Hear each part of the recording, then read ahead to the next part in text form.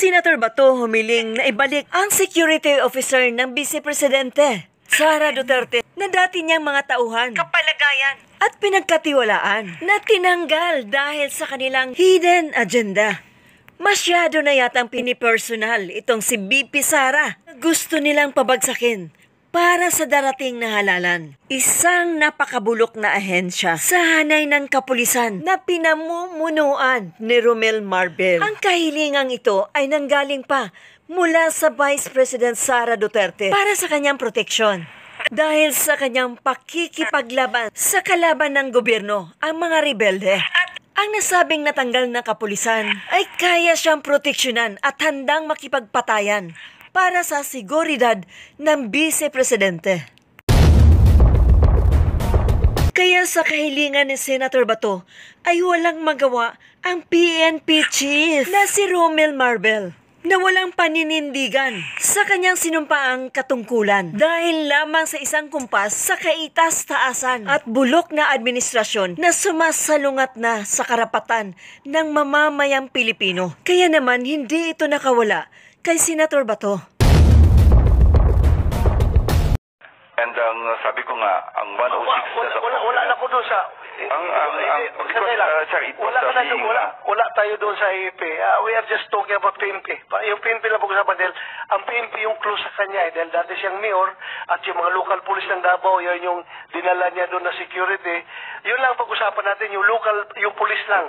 Kung yung 31 na yun na iniwan mo, pwede ba na pagbigyan natin ang pangalawang pangulo na pumili siya kung sinong gusto niyang maritin doon na 31. Wala problema. Kahit na hindi mo na ibalik yung 75 na tinanggal mo, okay na yun. Gamitin natin yun sa police visibility. Ako mismo, as former chief PNP, I am with you when you say na you need people on the ground. Alam ko pareho tayo.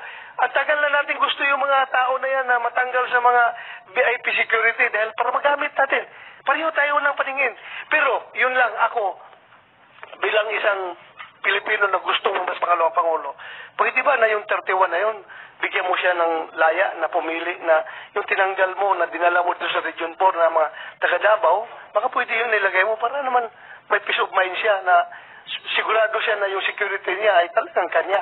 Yun. Ito'y halatado na political harassment talaga to kasi bakit yung from Davao City pa ang pinili dahil alam nila protektado si VP Sara. Mukhang may balak i-assassinate o nainggit na naman yun si Kukak. Yun na, pag-iusap ko lang sa iyo. I'm not directing you as the chairman of the Senate Committee on Public Order and Dangerous Drugs. This is my personal appeal to you, being a Filipino. Kasi ayaw ko talaga na may mangyari sa pangalawang pangulo. Pag yan ay naambos ng NPA at nagsipagtakbuhan yung mga security niya, nakakaya tayo. Pero kung yung ibalik mo yung mga taga Davao na talagang makipagpatayan sa kanya. Naku, Marbel, wala ka talagang prinsipyo. Tumayo ka naman sa sarili mong prinsipyo. Huwag magpaalipin. Tinatanong po talaga ng taong bayan na hindi lamang po ang masasabi nating alam niyo naman, hati ang ating bayan. Pero lahat nagtatanong dito, ano po ba ang katotohanan? Meron po ba talagang political pressure para tanggalin ang security ng ating Vice President? Nasa inyo po yun, sir. Kung gusto niyo pong sagutin o hindi. You may respond, Chief PNP. Thank you, Senator. That's yun po yung sinabi niyo. Wala pong political pressure. It's ang ginagawa po natin is really to rationalize po yung deployment ng PNP natin. And we have to make sure, no po, sabi po nila, alam mo, sir, ang nangyari po, not only the Vice President, our Vice President na nagalit po sa atin at galit po na isa politiko. No, not even. Marami po kami tinanggalan. Even yung mga classmate ko, na mga general, sabi ko, it's a time na talagang we have to rationalize. And in fact, we have already made yung sa policies natin na kung may mga threat, yung mga, when they retire kasi may mga threat, it's only about 6 months. And afterwards, they can ask kung meron po talagang threat. Huwag nyo kaming lukuhin. Lahat kami nagmamasid sa inyo. Kahit ano pang sabihin mo, alam na namin ang mga galaw nyo. Feeling talaga matalino kayo, Taong bayan ang kalaban nyo. To make sure, ang deployment po, we have to refrain po yung kasi ang term po natin, VIP, ang security, there's no term as VIP. Remember, this is a police unit, sa professional police po. are all graduates and di po kami kagaya dati na graduate po ang mga pulis po natin. And we want to make sure that they are being deployed properly. Tinanggal po natin yan because ang gusto po natin, we have to professionalize po yung PSPG and make sure na dalawa po yung criteria. High threat, high security threat and medium security threat and no threat at all. We want to make sure that there is already a perceived threat. And there's a difference between a perceived threat and an actual threat. Dati kasi, at VIP ang tawag natin, that's a perceived threat. Kaya nga sinasabi po natin, and we have to rationalize, and we have to change our policies regarding po dun sa deployment ng tao. Kasi ang sasabi ko nga, we need more people at the ground.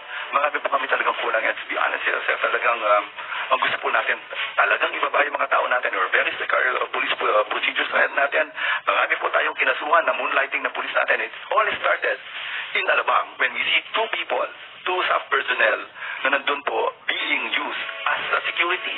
And dahil po nga doon, bakit nangyayari doon? We have to rationalize our people. We have to account them. We want to make sure. And with regard po doon sa iba, hindi lang lahat po, tinanggalan po natin because we don't see any threat sa mga ibang tao. At ang sinasabi ko nga, kung meron pong reason, ibibigay po natin. Second, But in the case of the Vice President, do you think may threat sa kanya o wala?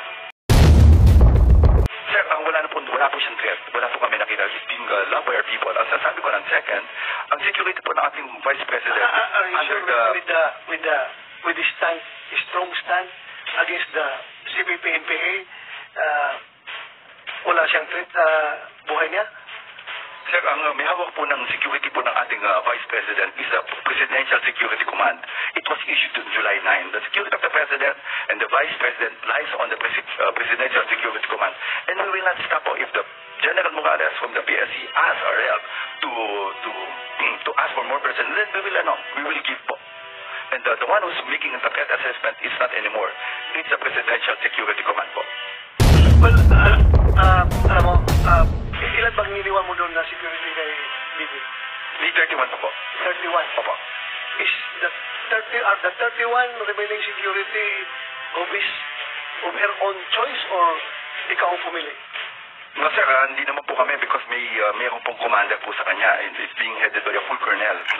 Wag na mga twiran. Ibalik nyo na. Ito na naiiwan po. And it's up to him, up to her po, yung babae po natin, to really choose yung mga tao natin. Hindi ko po alam yung details. What will happen is, sabi ko, you have to rationalize. You just need the numbers so we can deploy them dun sa mga tao sa ground. Okay. In behalf of the Vice President and in behalf of the Filipino people who want that our Vice President is properly secured and protected, can I ask you, for the record, that yung iniwan mo na Tantay Uno, pwede ba nabigyan mo ng laya yung ating Vice President kung sino from sa kanyang mga former security ang pwedeng iiwan mo? Kasi ang reklamo nga niya, may iniwan ka nga pero hindi niya kilala, hindi siya komportable. Baka pwede yung mga security niya na from Davao na matagal na sa kanila, nakilala niya, komportable siya, baka pwedeng yun na ang ibigay natin. Kasi ang nangyari kasi, yung mga pulis na yun, kilala ko yun, mga tao ko yung mga pulis na yun. Andito ngayon, inasign mo dito sa Krami o sa Region 4 ba yun? If you are for localization, para effective ang ating kapulisan sa kanyang trabaho, baka pwedeng yung taga-Davao na lang ilagay mo doon. I'm just appealing to you. I am not questioning your wisdom. Accord. Just treat me as an ordinary Pilipino na gustong-gusto talagang masecure yung ating pangalawang Pangulo. Baka pwede naman na papiliin mo siya kung sino yung gusto niya maiwan doon. Ilan ang tinanggal mo, Marvin? 75. Yung 75 na tinanggal mo, baka pwedeng, tapos may iniwan ka na 31. Sir, Chairman, can I make it clear first? Ang naiwan po sa kanya is 358 AFP personnel. And ang sabi ko nga, ang 106... Wala na po doon sa... Wala tayo doon sa PNP. We are just talking about PNP. Yung PNP na pag-usapan dahil, ang PNP yung close sa kanya. Dahil dati siyang mayor at yung mga local police ng Davao, yung dinala niya doon na security. Yun lang pag-usapan natin, yung police lang. Kung yung 31 na yun na iniwan mo, pwede ba na pagbigyan natin ng pangalawang Pangulo na pumili siya kung sinong gusto niya maritin doon. Wala problema. Kahit hindi mo na ibalik yung 75 na tinanggal mo, okay na yun. Gamitin natin yun sa police visibility. Ako mismo, as former chief PNP, I am with you when you say na you need people on the ground. Alam ko pareho tayo. Ang tagal na natin gusto yung mga tao na yan na matanggal sa mga VIP security dahil para magamit natin. Pareho tayo ng paningin. Pero, yun lang. ako, bilang isang Pilipino na gusto mas pangalawang Pangulo, pwede ba na yung 31 na yun? Bigyan mo siya ng laya na pumili na yung tinanggal mo, na dinala mo doon sa Region 4 na mga taga-Davao, baka pwede yun nilagay mo para naman may peace of mind siya na sigurado siya na yung security niya ay talagang kanya. Yun na, pag-iusap ko lang sa'yo. I'm not directing you as the chairman of the Senate Committee on Public Order and Dangerous Drugs. This is my personal appeal to you, being a Filipino. Ayaw ko talaga na may mangyari sa ang pangalawang Pangulo. Pag yan ay naambos ng ginti at magtakbuhan yung mga security niya, nakakaya tayo. Pero kung yung ibalik mo yung mga taga-Davao na talagang makipagpatayan sa kanya, yung mga lokal, Yun na po ang pumili dito. Bago na po ba sila? Chairman, hindi ko kasi nakita. It's only 106, the personnel na nakatalaga po kay VP in addition dun sa 358 na AFP. Ang 106 yan, I really hindi po sila kilala. Ang sinasabi ko lang, we have to reduce our personnel. Based on the recommendation po ng PSPG Commander, I have to talk to these people and talk to the Chief of Staff of the VP kung tama po yung numbers, no? But if you ask me for the details, I don't know these people, hindi ko po sila kilala kung sino po naiwan. Ang sinasabi ko lang, this is inadequate na 31 po ang ibigay namin. But kung sinasabi niyo po, it will help, then let it be po. I have no, hindi mo po kami argumentative with regard po sa security. If it will help, if we can add, it really depends on the VP, of course. Yung head po ng security niya, yung PSC po, si General Morales, then let it be po. Check naman sa GPNP kung itong mga naiwan, choice ba niya? Tama yung sinabi ni Chairman Bato. Choice niya ito o kayo ang pumalit bago na po itong mga Chairperson, hindi ko po, number one, I don't have yung kilala po na, ang sinasabi ko lang, out of the 106, kasi I assume na yung tao niya po yung 106 na yun. Then, ang sinasabi ko, I have to reduce based dun sa recommendation natin na wala po siyang fair. Kasi, ang sabi ko nga, ang PNP is just an augmentation of the security being given with the Presidential Security Command.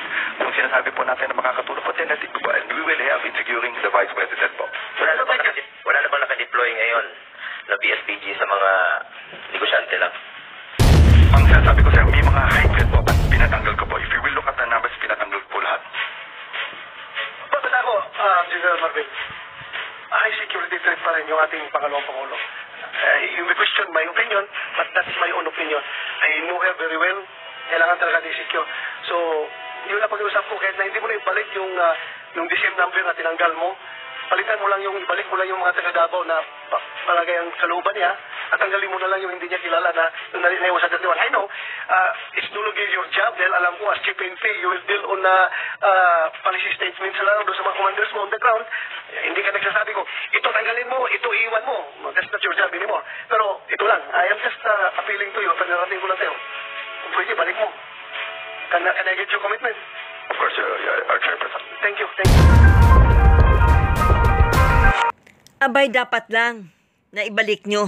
Alamin nyo ang katungkulan nyo. Mahiya-hiya naman kayo. Nasaan na yung mga prinsipyo nyo kung susundin nyo pa ang pagkakamali ng adiktador nyong amo. Kaya Duterte pa rin ang mananaig dahil wala silang nilabag sa batas. Kaya yung mga bulagir dyan na ensaymada at yung mga pulangaw, dilawan, kawawa naman kayo kung ganyan ang magiging leader nyo. Araw-araw pa naman kayo nasa simbahan, nakaluhod pa. Pero ang pag-ugali nyo, ang iitim na mga budhi nyo, totoo bang makabayan kayo o isang Pilipino?